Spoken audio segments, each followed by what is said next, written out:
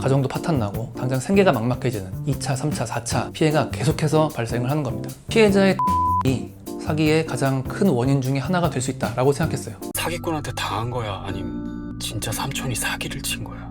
우리 같은 경우는 그 의사, 변호사 신문만 확인하면 바로 싸들이거든. 2억이요? 응.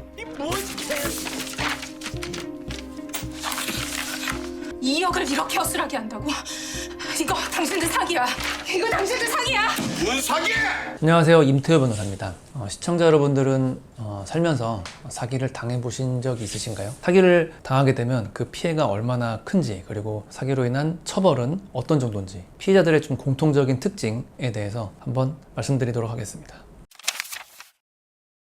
우리나라에서 발생하는 형사사건 중 가장 비중이 높은 사건이 사기죄입니다. 예를 들어서 무일푼인 상태에서 가족 생계비를 위해서 친구한테 한 2천만 원 정도를 빌렸다. 근데 못 갚았다. 라면 사기죄가 될 수 있습니다.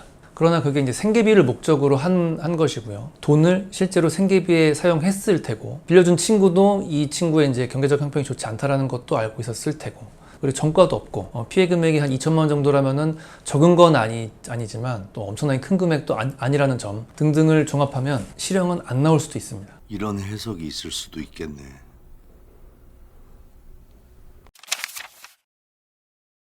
사기죄 대법원의 양형 기준을 보면 1억 미만이면 대략 1년에서 2년, 1억에서 5억 사이면 1년에서 6년, 5억에서 50억 사이면 2년에서 7년, 50억에서 300억 사이면 3년에서 9년 형이 나오게 돼 있습니다. 이게 얼핏 보면 형량이 높아 보이지만 이게 꼭 그렇지도 않습니다.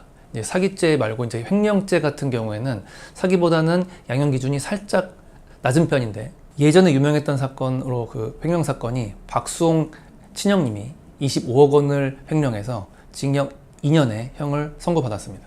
모르는 사람에게 사기당하는 경우는 사실 별로 없습니다. 좀 가까운 사람에게 사기를 당하는 경우가 상당히 많습니다. 아는 사람이 돈을 빌려달라고 하거나 나한테 투자를 해라 라고 해서 이제 돈을 주는데, 그 금액이 한 4, 5천만 원을 넘어가면은 실제로 빌려준 쪽의 가정이 파탄날 가능성이 상당히 높습니다. 4, 5천만 원을 들고 있는 사람은 사실 별로 없거든요. 그럼 그 돈을 마련하기 위해서 내 집을 팔았을 수도 있고, 전세금을 뺐을 수도 있고, 또는 뭐 지금 물려있는 코인이나 주식 같은 거를 뺐을 수도 있어요. 그리고 그 피해자도 그 돈이 자기 돈이 아니라 남한테 빌린 돈일 가능성이 상당히 높은 거예요. 그리고 그 피해자는 그 돈을 돌려받지 못하면 당장 살 집이 없게 될 수도 있고, 은행으로부터 강제 집행이 들어올 수도 있고, 금액이 크기 때문에 몇 달 또는 1, 2년 일하는 것만으로는 그 돈을 갚지 못하게 될 가능성이 높습니다. 게다가 보통 이제 안 좋은 일들이 계속 겹치거든요. 하필이면 그 시기에 내가 직장을 잃게 되는 경우도 많고, 하던 사업이 안 되는 경우도 정말 많습니다. 안 좋은 일은 한꺼번에 오지. 사기를 당하게 되면은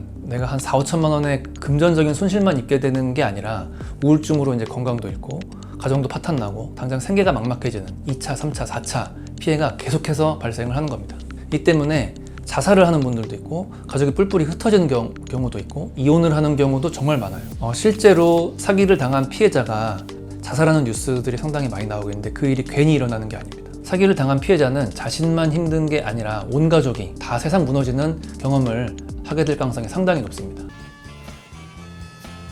그러니까 돈 가지고 사람 갖고 놀고 그러면 안 되는 거야, 이 자식아. 그런데 법원에서는 사기 가해자에 대한 처벌을 그리 세게 하고 있지는 않는 것 같습니다. 사기 피해자는 피해 금액만 돌려받을 수 있고, 피해 금액을 넘는 정신적 손해나 뭐 이혼 등등으로 인한 그 2차, 3차, 4차 피해에 대한 손해배상을 청구할 수는 없어요. 아까 말씀드린 박수홍 형님의 횡령 사건, 25억 원을 횡령했는데 징역 2년이 나왔습니다. 사실은 이제 25억 원에 대한 횡령에 대해서 어떠한 형이 적정한 형인가에 대한 거는 모르더라도 2년 형이 좀 적은 것 같다라는 건 사실 누구나 다 그렇게 생각할 것 같아요.